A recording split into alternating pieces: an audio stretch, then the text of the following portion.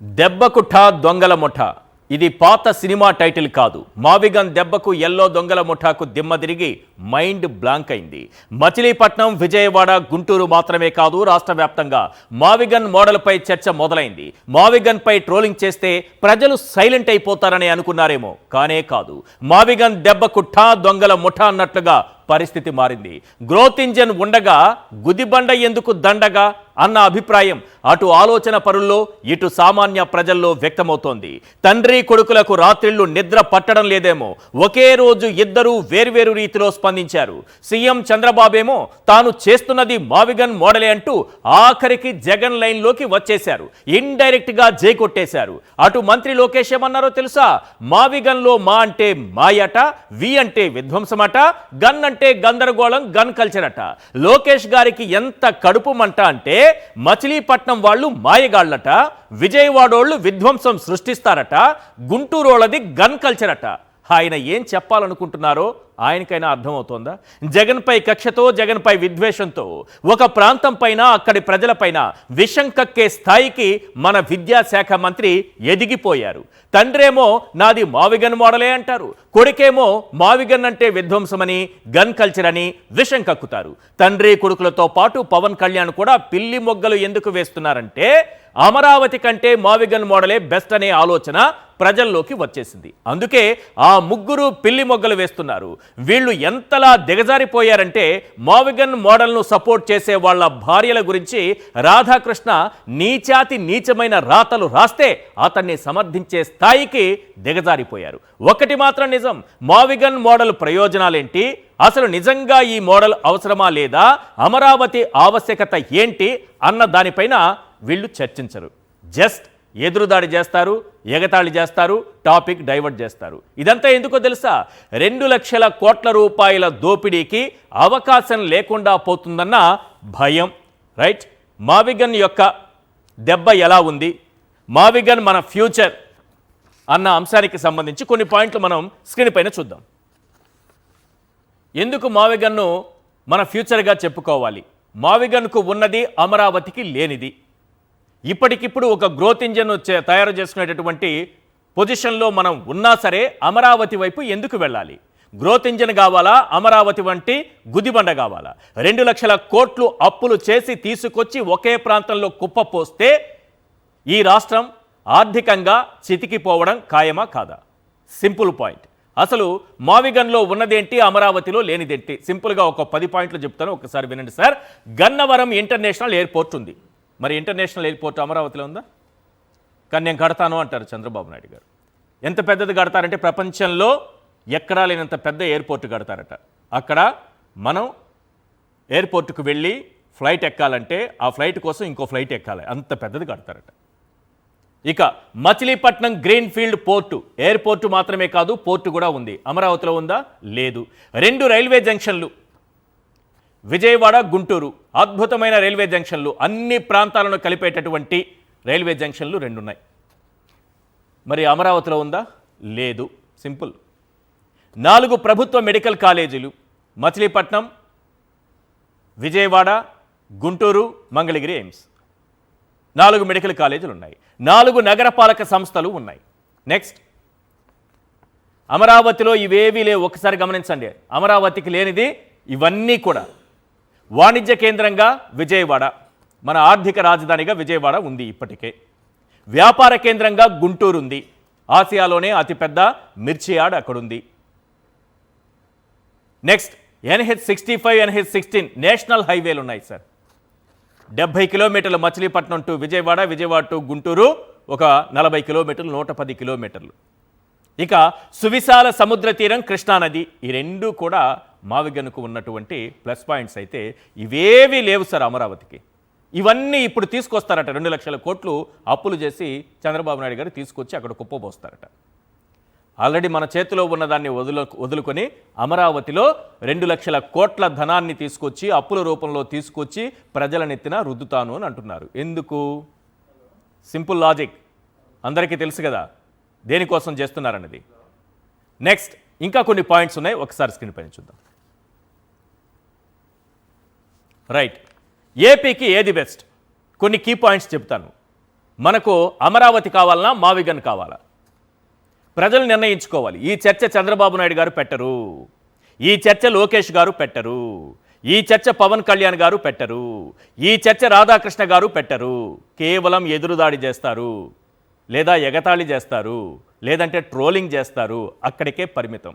కానీ సబ్జెక్ట్ ఉన్నోడు రాష్ట్రం మీద, ఈ రాష్ట్ర భవిష్యత్తు మీద, మన పిల్లలపైన, మన పిల్లల భవిష్యత్తు పైన ఆలోచన ఉన్నటువంటి ఆలోచన పరుడు ఎవడైనా సరే కరెక్ట్గా చర్చ పెడతారు. అమరావతిలో ఏముంది? ఏమీ లేదు, సింపుల్. ఇంతకుముందు 10 పాయింట్లు చెప్పాను. ఇప్పుడు కీ పాయింట్స్ ఒక 10 చెప్తాను చూడండి. ప్రధాన వ్యత్యాసం, కీ పాయింట్స్కి ఒకసారి చూద్దాం. అమరావతికి మావిగన్కి ప్రధాన వ్యత్యాసం ఏంటి? అమరావతి అనేది ఒక గ్రీన్ ఫీల్డ్ రాజధాని అని అంటున్నారు. మావిగన్ అనేది జగన్మోహన్ రెడ్డి గారు చెప్పినటువంటి మావిగన్ మోడల్ని తీసుకుంటే ఇప్పటికే ఉన్నటువంటి ఆర్థిక కారిడార్గా అది కనిపిస్తోంది. ఇక ఆర్థిక వ్యవస్థకు సంబంధించి రెండో పాయింట్, 2 లక్షల కోట్లు అప్పు అవసరం అమరావతి కోసం. ఏది? డ్రైనేజీలు, రోడ్లు, విద్యుత్, వాటర్, వీటి కోసమే, మౌలిక సదుపాయాల కోసం మాత్రమే 2 లక్షల కోట్లు కావాలి. కేవలం డ్రైనేజీలు కట్టుకోవడానికి, విద్యుత్ దీపాలు, రోడ్ల కోసమే 2 లక్షల కోట్లు కావాలని చంద్రబాబు నాయుడు గారు చెప్తున్నారు. ఇప్పటికే సంపద సృష్టిస్తోంది మావిగన్. నెక్స్ట్ మూడో పాయింట్, జనాభా పరంగా ఇక్కడ జనాభా లేరు, వలసలు అవసరం. అదే మావిగన్ తీసుకుంటే ఇప్పటికే పెద్ద ఎత్తున నగర జనాభా ఇక్కడుంది. నెక్స్ట్ విస్తరణకు సంబంధించి ఇది కేవలం అమరావతి 29 గ్రామాలకు మాత్రమే పరిమితం. ఇది మావిగన్ సహజంగా విస్తరించేటటువంటి సామర్థ్యం కలిగినటువంటి ప్రాంతం. మౌలిక వసతులు ఇంకా ప్రారంభ దశలోనే ఉన్నాయి. ఎన్నేళ్ల పాటు కొనసాగుతుందో మనం చెప్పలేం. చంద్రబాబు నాయుడు గారే చెప్పలేకపోతున్నారు. ఇక మనం చెప్పేది ఏముంటుంది? నెక్స్ట్, ఇప్పటికే సిద్ధంగా మౌలిక వసతులు ఉన్నాయి మావిగన్లో. నెక్స్ట్ పాయింట్ చూపించండి సార్. ప్రతిభ, టాలెంట్కి సంబంధించి అభివృద్ధి దశలోనే ఇప్పటికీ అమరావతి ఉంటే ఇక్కడ కావాల్సినంత బలమైన విద్యా వ్యవస్థ ఉంది. అలాగే మానవ వనరులు కూడా అందుబాటులో ఉన్నాయి. ఇక అభివృద్ధి నమూనా నిధులపై ఆధారపడి ఉంటుంది అమరావతి. సహజ సిద్ధంగా అభివృద్ధి చెందుతుంది మావిగన్. ఆర్థిక ప్రభావం, అప్పును పెంచుతుంది అమరావతి. ప్రజలపై భారం తగ్గిస్తుంది మావిగన్. నెక్స్ట్, వాస్తవికత. ఇది ఒక రియల్ ఎస్టేట్ రాజధాని అమరావతి. మావిగన్ ఏపీకి ఆర్థిక రాజధాని. ఎస్. 10వ పాయింట్, భూసేకరణ. 1,00,000 ఎకరాల మాగాణి నాశనం చేయాలి అమరావతి కోసం. 1,00,000 ఎకరాల మాగాన్ని నాశనం చేస్తే కానీ అమరావతి 4 బిల్డింగులు కట్టుకునేటటువంటి పరిస్థితి లేదు. అదే రైతుల పొట్టగొట్టే పని లేదు మావిగన్లో. కేవలం చంద్రబాబు నాయుడు గారు చెబుతున్నటువంటి 2 లక్షల కోట్లలో ఒక 10% అంటే 20,000 కోట్ల రూపాయలు మనం పెట్టుకోగలిగితే అద్భుతంగా ఒక ఆర్థిక రాజధానిని మనం నిర్మించుకోగలుగుతాం. ఒక గ్రోత్ ఇంజన్ తయారవుతుంది చాలా సులభంగా. ఇలాంటివన్నీ చర్చకు రాకుండా ఎప్పటికప్పుడు డైవర్షన్ పాలిటిక్స్. ఆ డైవర్షన్ పాలిటిక్స్ ఏ స్థాయిలో ఉన్నాయంటే, మన రాధాకృష్ణతో ఈ మావిగన్ను సమర్థించే వాళ్ళు మనం ఏమనుకుంటున్నాం తెలుసా? వైఎస్ఆర్సీపీ నాయకులు అనుకుంటున్నాం. కాదు, మనం బాగా వినాలి. అందులో మావిగన్ను సమర్థించే వాళ్ళందరూ అంటే రాష్ట్రంలో ఉన్న ప్రజలందరూ కూడా ఎవరైతే మావిగన్ను సమర్థిస్తారో, జగన్ చెప్పింది కరెక్ట్ అంటారో వాళ్ళందరూ కూడా తమ భార్యల్ని చెల్లెలుగా భావించి ఇతరులకు ఇచ్చి పెళ్లి చేస్తారనేది రాధాకృష్ణ భావన. అంటే ఏ స్థాయికి దిగజారిపోయారు, ఎంత ఫ్రస్ట్రేషన్లో ఉన్నారు, ఎంత ఆక్రోశంలో ఉన్నారు చాలా క్లియర్గా మనకు అర్థమైపోతుంది. అది చాలదన్నట్టుగా ప్రజలు చీకొట్టడంతో రాధాకృష్ణ నిజ జీవితం ఎలాంటిదో రోడ్డున పట్టడంతో ఇప్పుడు ఇంకో పాయింట్ తీసుకొచ్చారు. ఇంకో పాయింట్ ఏంటో తెలుసా? జగన్మోహన్ రెడ్డి గారి పైన విషం కక్కడం. ఏం చేశారో తెలుసా? అచ్చెన్నాయుడుతో ఒక ప్రెస్ మీట్ పెట్టించారు. ఆ ప్రెస్ మీట్లో అచ్చెన్నాయుడు ఏం మాట్లాడారో మాట్లాడుకుందాం. అలాగే ముఖ్యమంత్రి చంద్రబాబు నాయుడు గారు మావిగన్ మోడల్పై స్పందించారు. ఈరోజు ఏం చెప్పారో, ఆయన ఏం మాట్లాడారో క్లియర్గా విందాం. అలాగే మన లోకేష్ గారు మావిగన్ పైన చేసినటువంటి ట్వీట్ ఒకటి ఉంది, అద్భుతమైన ట్వీట్. ఆ ట్వీట్ను కూడా చూద్దాం. వీటన్నిటిపైన క్లియర్గా మాట్లాడుకుందాం. రైట్. చర్చలో పాల్గొంటున్నారు వెంకటరెడ్డి గారు, వైఎస్ఆర్సీపీ అధికార ప్రతినిధి, మధుసూదన్ రెడ్డి గారు, వైఎస్ఆర్సీపీ రైతు విభాగం అధికార ప్రతినిధి, అలాగే దారాగోపి గారు సీనియర్ అనలిస్ట్ మనకు లైవ్లో అందుబాటులో ఉన్నారు. ఎస్, ముందుగా ఈరోజు అచ్చెన్నాయుడు గారు మాట్లాడినటువంటి మాటలకు సంబంధించి చాలా నీచమైన రాతలు రాసే రాధాకృష్ణకి మన మంత్రి అచ్చెన్నాయుడు గారికి పెద్ద తేడా లేదేమో అని అనిపిస్తుంది. ఏది పడితే అది రాసేది రాధాకృష్ణ, ఏది పడితే అది వాగేది మన మంత్రి గారు అన్నట్టుగా పరిస్థితి తయారైంది. రాజశేఖర రెడ్డి గారి మరణం గురించి ఆయన ఇష్టం వచ్చినటువంటి మాటలు మాట్లాడితే దానిపైన ఈరోజు బొత్స సత్యనారాయణ గారు స్పందిస్తూ ప్రెస్ మీట్లో మాట్లాడారు. కన్నీళ్లు పెట్టుకునే పరిస్థితి కూడా వచ్చింది. కన్నీళ్లు పెట్టుకున్నారు. వీళ్ళు ఆ స్థాయికి వెళ్ళిపోతున్నారు. ఎంత విషం కక్కుతున్నారంటే అచ్చెన్నాయుడు గారు, చంద్రబాబు నాయుడు గారు, లోకేష్ గారు. ఒకసారి బొత్స సత్యనారాయణ గారి ప్రెస్ మీట్లో ఆయన చెప్పినటువంటి మాటలకు సంబంధించి ఆయన రియాక్షన్ ఏంటి అన్నది ఒకసారి స్క్రీన్ పైన చూద్దాం. ఆ రోజంట జగన్మోహన్ రెడ్డి గారు ఎక్కడికో విదేశాల్లోకి వెళ్ళారా, పై రాష్ట్రాల్లో ఉన్నారా? ఏం మాట్లాడుతాం?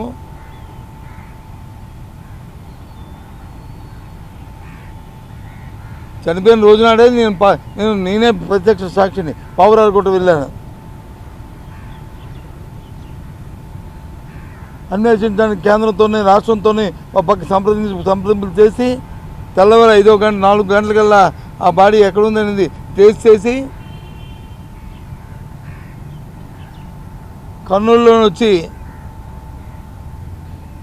పోస్ట్ మార్టం జరిపించుకుని కర్నూలు వరకు వెళ్ళి కర్నూలులో అక్కడ పోలీస్ పరేడ్ గ్రౌండ్స్లో అక్కడ ఉంచి అక్కడ నుంచి నేను ముందుగా క్యాంప్ ఆఫీస్కి వచ్చాను. నా వెనకదే రాజశేఖర్ గారి తాలూకా ఆ దేహాన్ని తీసుకొచ్చారు, బాధదేహాన్ని పోస్ట్మార్టం చేసి. నేను నా భార్య ఝాన్సీ